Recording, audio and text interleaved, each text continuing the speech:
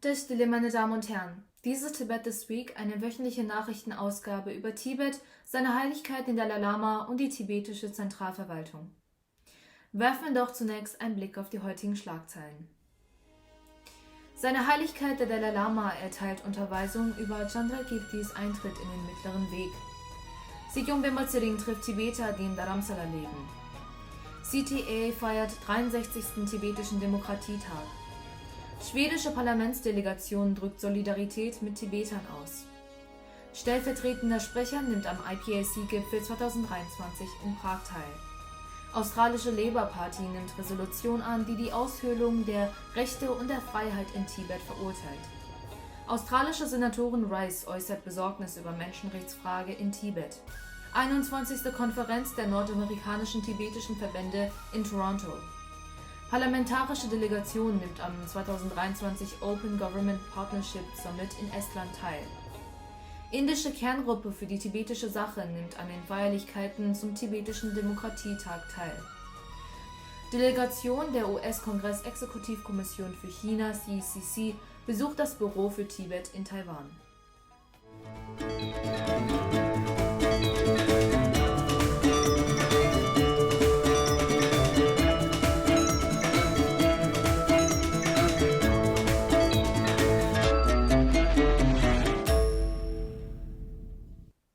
Am Dienstag dieser Woche setzte seine Heiligkeit der Dalai Lama die letztjährige Belehrung über Chandrakirtis den Mittleren Weg betreten in Verbindung mit dem Autokommentar Uma Chukpa Rangje Tourne auf Wunsch einer Gruppe von Südostasiaten im Haupttempel Tibets für 2 Tage fort.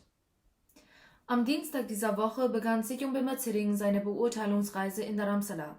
Sikyong besuchte Schulen, Klöster und Einrichtungen in und um Meklotganj, Kanchi-Gishon, Nobulinga, Chamunta und Gopalpur. Sikyong besuchte das Tibetan Institute of Performing Arts, die Meun-Tsukla Bethel School, die Upper and Lower Tibetan Children's Village School in Shirapgatse Lobling, das TCV Gopalpur, das Sara College for Higher Tibetan Studies, das Dömerling Nunnery, das Lhundup Chime Gatse Ling Monastery, Chonang Kloster Nyingdop-Ling, Nobulinga Institution in Chamunta basierte tibetische Einzelhändler-Gemeinschaft und die tibetische Gemeinschaft in Meklotganj, um den Status und die Verwaltung der Schulen, Institutionen und die Mitglieder der Gemeinschaft zu bewerten. Im Gespräch mit den Schülern betonte Sikyong Bemba Tsering, dass er ein verantwortungsbewusster Tibeter sei und informierte die Mitarbeiter über die Entschlossenheit des Gasha, einen Zusammenhalt zwischen den tibetischen Schulen herzustellen, die derzeit in einigen Bereichen der Verwaltung voneinander abweichen. Sikyong Bemba Tsering sprach die Herausforderungen der schrumpfenden tibetischen Gemeinschaft in Indien an, die auf Faktoren wie die sinkende Geburtenrate, den Rückgang der aus Tibet stammenden Tibeter und die zunehmende Migration von Tibetern ins Ausland zurückzuführen sind und betonte den Erhalt der tibetischen Siedlungen durch das Wohnungs- und Landzuteilungsprojekt des Gasha. Dieses Projekt zielt darauf ab, Land oder Häuser in tibetischen Siedlungen zur Verfügung zu stellen, die diejenigen aufnehmen können, die nicht in den tibetischen Flüchtlingssiedlungen untergebracht werden konnten. Am 2. September feierte die tibetische Zentralverwaltung den 63. tibetischen Demokratietag in Tsuklakang in Dharamsala in Anwesenheit einer schwedischen Parlamentsdelegation unter der Leitung von Margareta Elisabeth Cederfeld, einer Abgeordneten der Moderaten Partei im schwedischen Parlament sowie von Vertretern angesehener internationaler Geberorganisationen, die an der CTA-Geberkonferenz teilnahmen. Margareta Elisabeth Cederfeld, Abgeordnete des schwedischen Parlaments und Hauptgast der Feier, lobte die Politik des Mittleren Weges der CTA, nachdem Sprecher Khenpo Sonam Dempe und Sikyong Bemba Tsering die Erklärungen des tibetischen Parlaments im Exil bzw. des 17. Gasha verlesen hatten. In diesem Jahr gab es keine kulturellen Darbietungen, um die Solidarität mit der Regierung und der Bevölkerung von Himachal Pradesh für die kolossalen Schaden zu bekunden, die durch den anhaltenden Regen verursacht wurden. Als Zeichen der Unterstützung und Dankbarkeit gegenüber der Regierung und der Bevölkerung von Himachal Pradesh wurde ein Tagesgehalt aller CTA-Mitarbeiter in den Hilfsfonds des Chief Ministers eingezahlt. Am Nachmittag des Tages der tibetischen Demokratie gab die schwedische Parlamentsdelegation unter Leitung der Abgeordneten Margareta Elisabeth Cederfeld eine Pressekonferenz, um ihre Unterstützung für das tibetische Volk zu bekunden. Die Besuchsdelegation besteht aus der Abgeordneten Margareta Elisabeth Cederfeld, die von weiteren Abgeordneten der Gemäßigten Partei, der Schwedendemokraten, der Christdemokraten, der Grünen und des schwedischen Tibet-Komitees begleitet wird. Die Delegation wurde von dem Abgeordneten Sonam Tsering Frasi und dem Sekretär Lobsang Chödön Samde vom Office of Tibet in London begleitet. Die Abgeordnete Margareta Elisabeth Cederfeld sprach über ihr positives Treffen mit seiner Heiligkeit, dem 14. Dalai Lama, und betonte die Bedeutung seiner Botschaft, die für den Frieden eintritt. Sie lobte die tibetische Exildemokratie. Die schwedische Parlamentsdelegation besuchte am Montag dieser Woche das tibetische Exilparlament. Die Delegierten wurden durch den Parlamentssaal geführt und vom Parlamentspräsidenten über die Funktionsweise, die Zusammensetzung und die Struktur des tibetischen Exilparlaments unterrichtet. Parlamentspräsident Khimbo Sonam Denpe sowie Mitglieder des Ständigen Ausschusses und des Ausschusses zur Überprüfung der Geschäftsordnung hatten ein sehr produktives Treffen mit der schwedischen Delegation, bei dem die Tibet-Frage diskutiert wurde. Der Sprecher informierte die schwedische Delegation über das Einkammersystem der TPIE mit 45 Mitgliedern, die halbjährlichen Parlamentssitzungen und die verschiedenen Ausschüsse. Die Delegation wurde über die Ziele des internationalen Netzwerks der Parlamentarier zur Tibet INPAT informiert, einer Plattform für internationale Gesetzgeber, die einen Beitrag zur Lösung des sino-tibetischen Konflikts leisten wollen, und forderte die Abgeordneten auf, sich dieser Plattform anzuschließen. Die stellvertretende Sprecherin des tibetischen Exilparlaments, Gemma Tseling Derkang, nahm am 3. Prager Gipfel 2023 der Interparlamentarischen Allianz zu China (IPAC) teil, der vom 1. bis 2. September 2023 stattfand. Die stellvertretende Sprecherin hielt einen Vortrag über die dringlichsten Probleme der Tibeter in Tibet sowie über die ökologischen Herausforderungen und die Bedrohung, die die chinesische Regierung in Tibet darstellt. Während des Gipfels traf die stellvertretende Sprecherin Derkang mit 3 Mitgliedern der tschechischen parlamentarischen Tibet-Interessengruppe zusammen: Senator Premsel Rabas, Vorsitzender der Tibet-Gruppe des tschechischen Parlaments, Hayato Josef Okamura, Mitglied der Abgeordnetenkammer, und Senatorin Katarina Żak, Sekretärin der tschechischen parlamentarischen Tibet-Unterstützungsgruppe. Der Schwerpunkt des Gipfels lag auf 6 Themen im Zusammenhang mit China, Taiwan, Abhängigkeit von erneuerbaren Energien, transnationale Unterdrückung, Hongkong, Belt and Road und Menschenrechte. Das Gipfeltreffen fand in den Gebäuden der tschechischen Abgeordnetenkammer und des Senats in Prag, Tschechische Republik, statt und wurde von 50 Abgeordneten aus 30 Ländern besucht. Die wichtigsten politischen Parteien Australiens, die Australia Labour Party (ALP), hatte auf ihrer 49. Nationalen Konferenz vom 17. bis 19. August in Brisbane einstimmig eine Resolution verabschiedet, in der sie die Aushöhlung der Rechte und der Freiheit in Tibet verurteilt. Der Abgeordnete Julian Hill von der ALP hat diese Resolution eingebracht, in der er seine tiefe Besorgnis über die Berichte über die Aushöhlung der Rechte und Freiheiten im Bildungs-, Religions-, Kultur- und Sprachbereich in Tibet zum Ausdruck bringt. Am Montag dieser Woche äußerte Senatorin Janet Rice, eine langjährige Unterstützerin und Fürsprecherin Tibets, die auch Co-Vorsitzende der australischen parteiübergreifenden parlamentarischen Gruppe Tibet ist, ihre Besorgnis über die sich verschlechternde Menschenrechtslage in Tibet sowie über die Frage der Reinkarnation seiner Heiligkeit des Dalai Lama anlässlich des 12. Tibet Lobby Day, der von der parteiübergreifenden Gruppe zur Unterstützung der tibetischen Freiheit begangen wird. In einer Fragestunde im Senat befragte Senatorin Rice die Außenministerin Penny Wong, welche Maßnahmen sie in ihren Gesprächen mit Vertretern der chinesischen Regierung zu ergreifen gedenkt, um sicherzustellen, dass die traditionellen religiösen Praktiken wie Auswahl, Ausbildung und Verehrung tibetisch-buddhistischer religiöser Führer in Tibet geschützt werden und dass die chinesische Regierung keine Rolle bei der Auswahl des nächsten Dalai Lama spielt.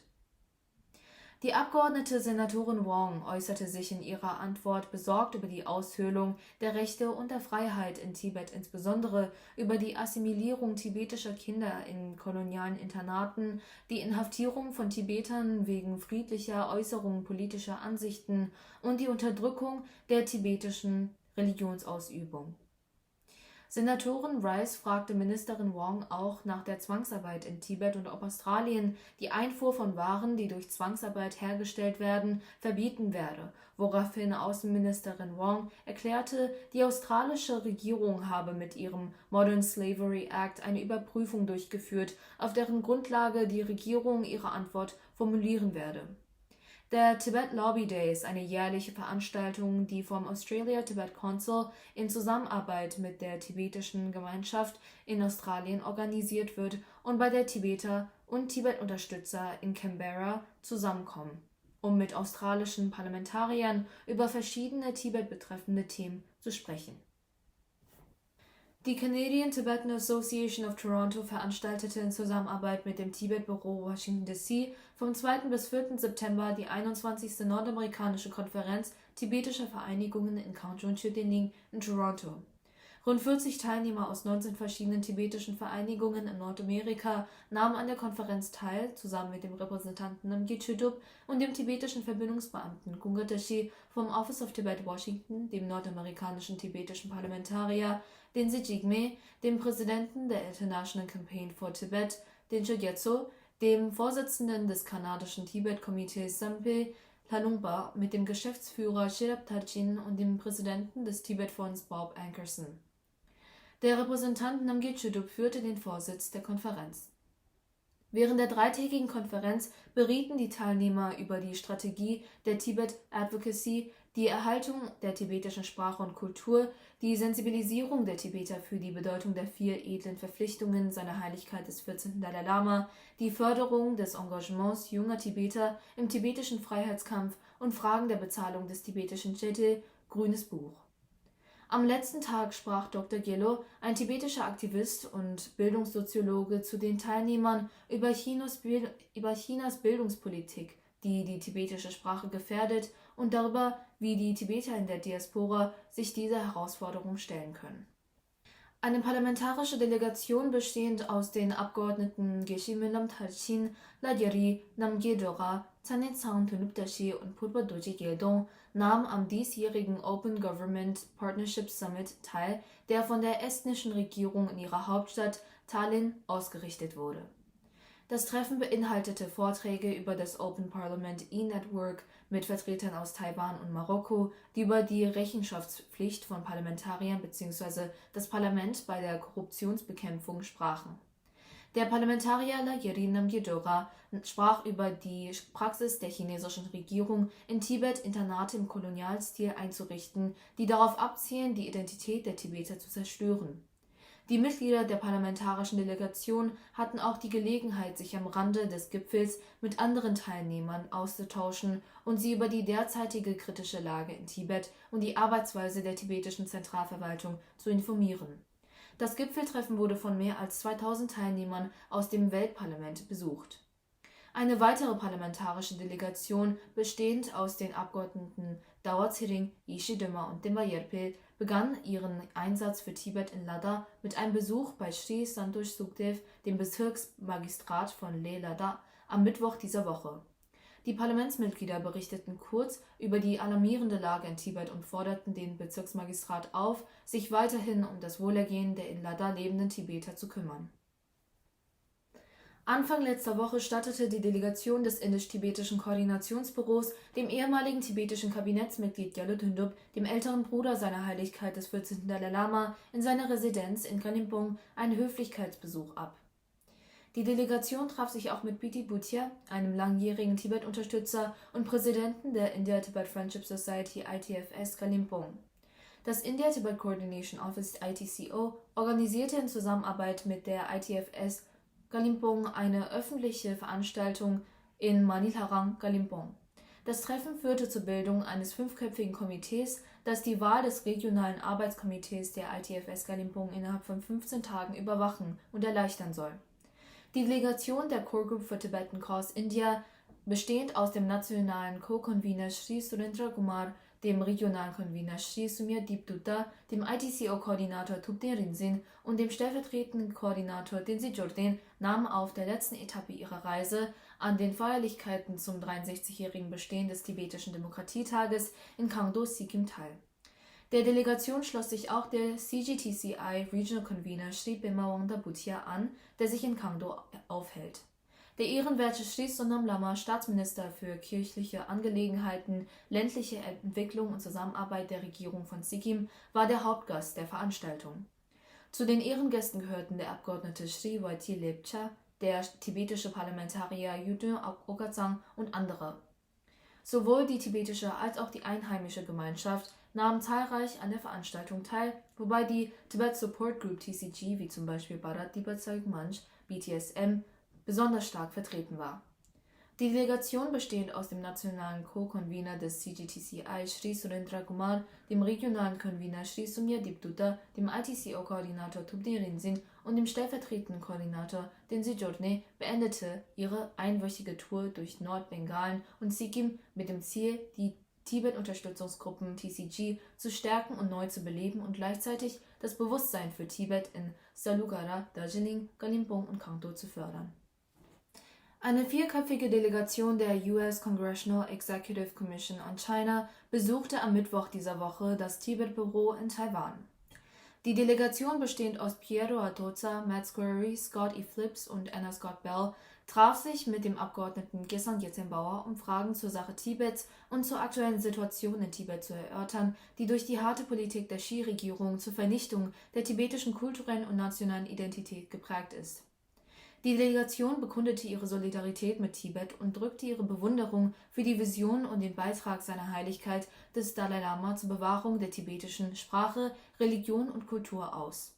Sie sicherten die kontinuierliche Unterstützung der USA für die Bestrebungen seiner Heiligkeit und der Tibeter zu.